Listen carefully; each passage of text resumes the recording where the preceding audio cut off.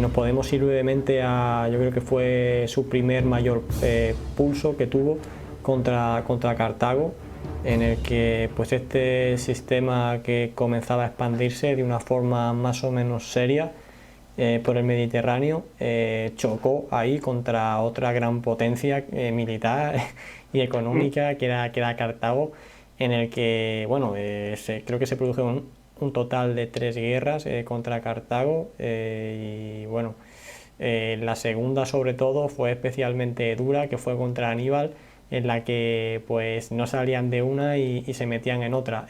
¿Cómo crees tú que funcionó este sistema militar romano contra Cartago en este enfrentamiento? Bueno, ¿quién ganó? Ya está.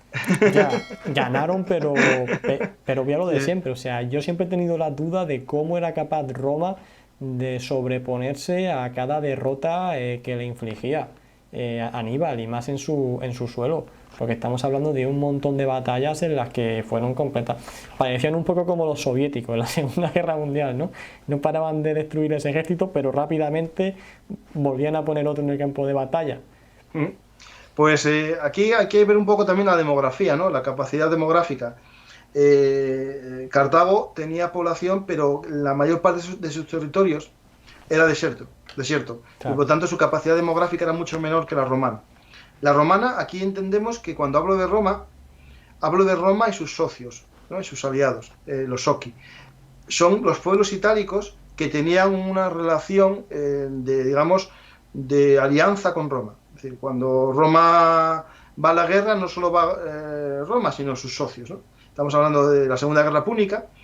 Eh, Aquí, Roma, en esta guerra, hizo una cosa que es compleja. Es decir, tuvo una guerra en su territorio, ¿no? En la península itálica. Aníbal llevó la guerra a la península itálica, pero Roma no cayó en la trampa completamente, sino que llevó la guerra al territorio de retaguardia de Aníbal, ¿no? Es decir, Escipión llevó la guerra, ¿no? Al territorio hispano, ¿no? A la península ibérica. ¿Por qué? Porque atacaba la fuente de tropas de Roma, de Cartago. Cartago, la mayor parte de su ejército era ejército mercenario, eran tropas celtíberas, ¿no? Íberas, y también galos, que lucharon por dinero. Es decir, él atacó la fuente, atacó las poblaciones oriundas, ¿no? de estos mercenarios, con la intención de que rompiesen los lazos bueno, de amistad con Cartago y se cambiasen de bando, Mm. o directamente dejasen de luchar. Eso fue parte de la escena, ¿no? También atacar las fuentes de suministros de las tropas de Aníbal en Italia. Y después, una cosa que tuvo Roma fue que no se sabe por qué, tras las derrotas y las victorias de Aníbal, nunca se decidió atacar Roma. Momentos que Roma no tenía casi ejército, porque se había destruido, y había que volver a crear una unidad y a volver a formar una legión, no atacó Roma. De hecho, Roma estaba desesperada. La última vez que se sabe de un sacrificio humano en Roma, en la que se sacrificó a los dioses una mujer y un hombre, fue en esta época. Roma estaba tan desesperada que sacrificó personas para que los dioses la salvasen. Pero Aníbal no fue capaz de darles el estocazo, es decir, darles ese punto, ese ataque a la ciudad. Y Roma, como tenía su capacidad más o menos intacta, porque las ciudades no las asaltaba, Aníbal no asaltaba las ciudades, no se sabe muy bien, ganaba en campo abierto, pero no asaltó muchas ciudades, fueron capaces de reconfigurar una legión y volver a vencer.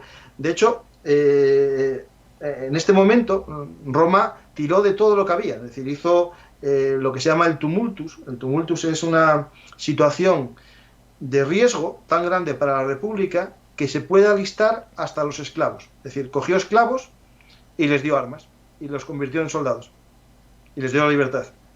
Eso se llama el tumultus, que se hizo en esta Segunda Guerra Púnica. Es decir, quiero que entiendas esto que te estoy diciendo. Es decir, una sociedad como la romana fue capaz de contratar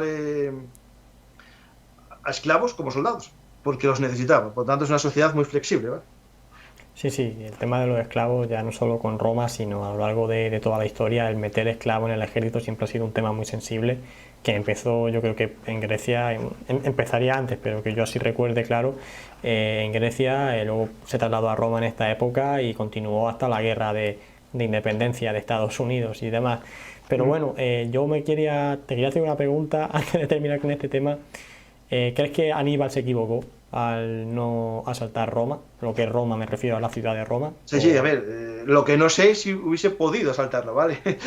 Pero ya había las murallas serbianas, ya había ciertas defensas en Roma potentes, no como las del final, no como las aurelianas, que son lo que ahora podemos ver mayoritariamente de las defensas de Roma, pero ya tenía una buena defensa. Yo no sé si hubiese podido vencer. Solo te digo que unos galos, poco antes, Breno, en el año, bueno, a finales, o sea, a principios del siglo IV, estuvieron a puntito de conquistar Roma en un ataque nocturno. Le salvaron las ocas del Capitolio, ¿no? Que empezaron a gritar y a hacer sus ruidos y despertaron a la guardia. Si los galos casi lo pudieron, yo entiendo que a lo mejor Aníbal lo hubiese logrado. ¿Qué pasa? Que Aníbal no tenía el apoyo de los sufetes, ¿no? Esos grandes senadores de Cartago, y no le mandaron refuerzos.